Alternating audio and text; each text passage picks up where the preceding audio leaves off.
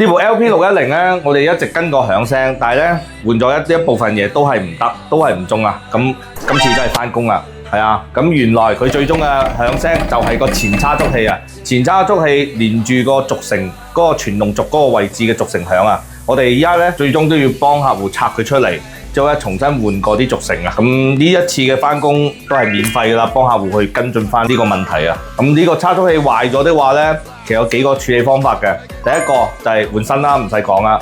第二樣，一係咧就係好似我哋咁，依家就係拆散佢換軸承。第三咧就係將佢閹割咗佢，就係將佢拆咗佢，就切碼，將佢轉成後驅。包括佢行車尾後嗰個嗶哩響啊，嗰剎車喺度拖剎，喺度吱吱聲響咧。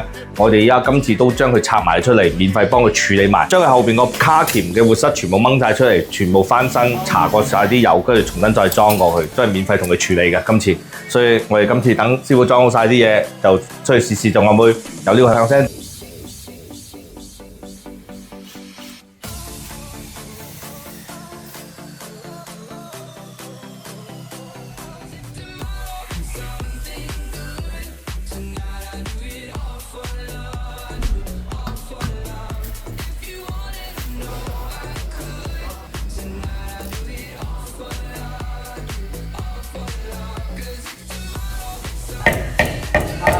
實淨好多啦，真係個 bearing 問題，一啲虛位都冇啦，而家搞掂啦。